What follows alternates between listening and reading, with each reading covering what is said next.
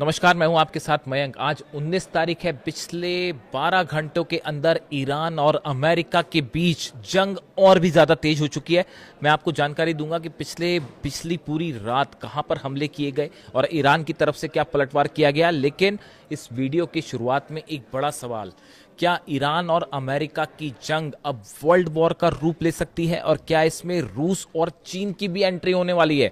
देखिए, मोहसिन रजाई जो कि ईरान के सुप्रीम लीडर के पॉलिटिकल एडवाइजर हैं और अली खामेनी साहब के बेहद करीबी हैं, उनकी तरफ से जो बयान सामने आए वो बेहद चिंता पैदा करने वाले हैं। उनकी तरफ से ये बात कही गई, उनकी तरफ से वार्निंग दी गई कि अगर अगले 3 से 4 दिनों तक हमले जारी रहते हैं अमेरिका के, तो ये जंग एक बड़ा रूप ले सकती है और ईरान उसके बाद एक ऑल आउट वॉर करेगा।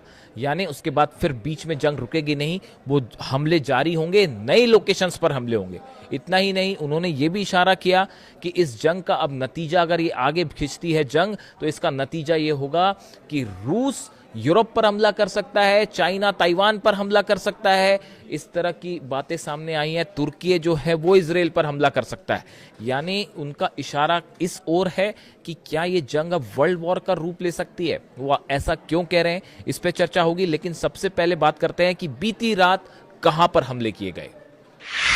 देखिए, इस वक्त की सबसे बड़ी खबर, एक बार फिर अमेरिका ने ईरान के ऊपर हमले किए हैं। ये हमले केशम आइलैंड पे किए गए हैं, बंदर अब्बास पे किए गए हैं और बुशर पर एक बार फिर हमले की खबरें आ रही हैं, धमाके की खबरें आ रही हैं। देखिए, लगातार ये हमले अमेरिका की तरफ से जारी है और इसका करारा जवाब ईरान ने दिया है। देखिए, इस वक्त जो सबसे बड़ी खबर सामने आई है वो ये कि ईरान ने जॉर्डन में जो हमले किए, खास तौर पर अल अजराक बेस पर जो हमले हुए, इन हमलों में कई अमेरिकी सैनिकों की मौत की खबर है और अब इसकी पुष्टि डोनाल्ड ट्रंप ने भी कर दी है। और डोनाल्ड ट्रंप ने जो है बयान जारी करके कहा कि ये मौत बहुत अमेरिकी सोल्जर्स की मौत दुखद है, इस तरह की बात उन्होंने कही।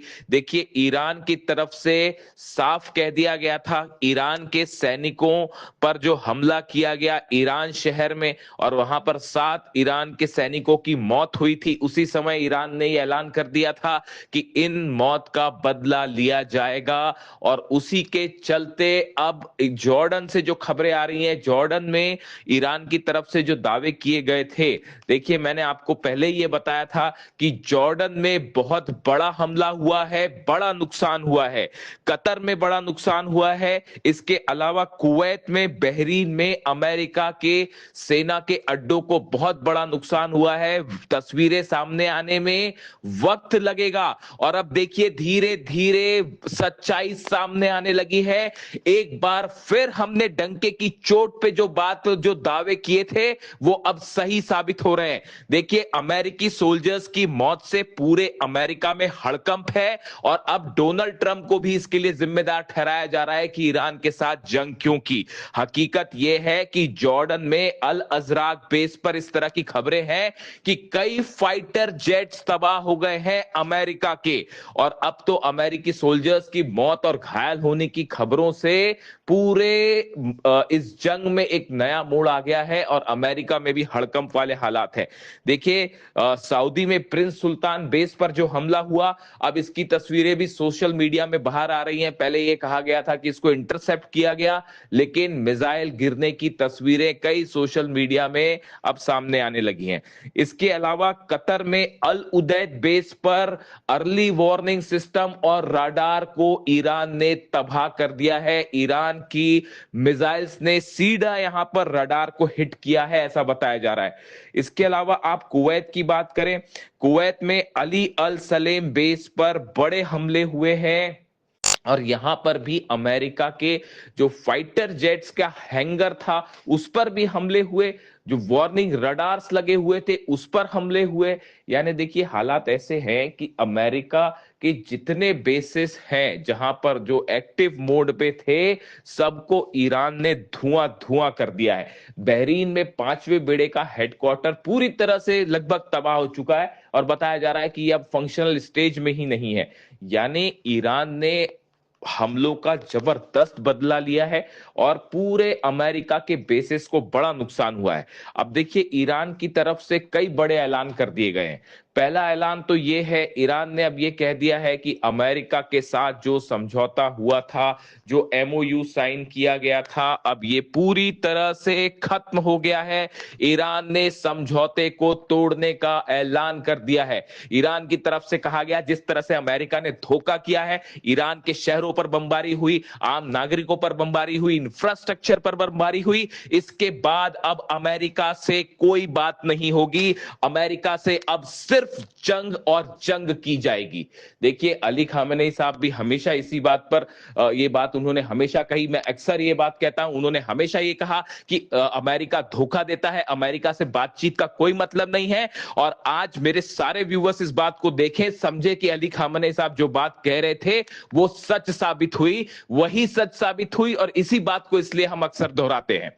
देखिए, अब हालात ये है कि ईरान की तरफ से समझौता तोड़ दिया गया है और अब माना जा रहा है कि पूरे अरब में एक भयानक जंग छिड़ेगी, जिसमें पूरे अरब देश शामिल होंगे। एक साथ 8-9 देशों पर ईरान की तरफ से जबरदस्त हमले जारी है।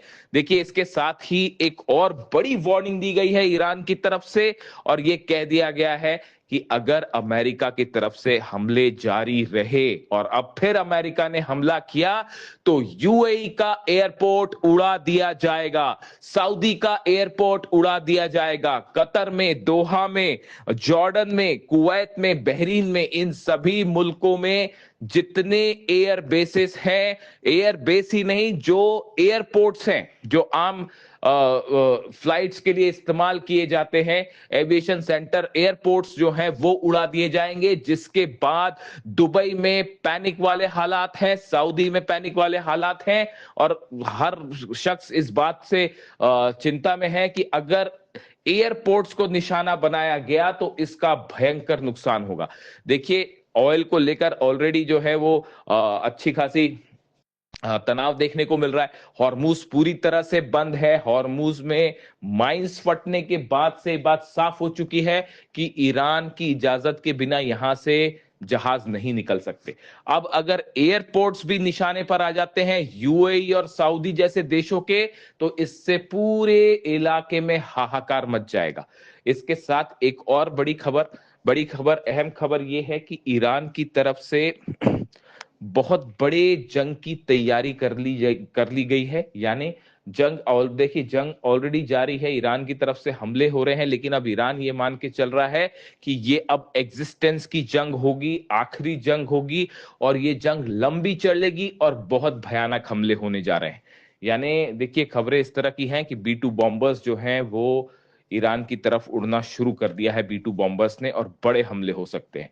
इन हालात में फिलहाल जो खबरें हैं उसके मुताबिक जो हमले किए हैं, ईरान की तरफ से जो हमले हुए, इससे पूरे अमेरिका में पैनिक और हाहाकार वाला माहौल है। और जो सोल्जर्स की मौत है, अभी इनके नंबर सामने आने बाकी हैं, कितने घायल हुए हैं इनके भी अभी एग्जैक्ट नंबर सामने आने बाकी है। हो सकता है कि जो नंबर्स अभी बताए जा रहे हैं वो कम हो, ऐसी भी आशंकाएं जताई जा रही है कि ये कहा जाए कि 2 सोल्जर्स हैं या मरे हैं और कुछ घायल हुए हैं, लेकिन हकीकत ये हो सकती है कि इनकी संख्या कहीं ज्यादा हो सकती है। तो फिलहाल इसका इंतजार करना होगा। और इसी बीच अमेरिका और ईरान दोनों की तरफ से एक दूसरे पर बड़े हमले जारी हैं, जिसने अब हालात को और भी गंभीर बना दिया है। इससे हमलों से जुड़ा जो भी अपडेट होगा आप तक पहुंचाऊंगा।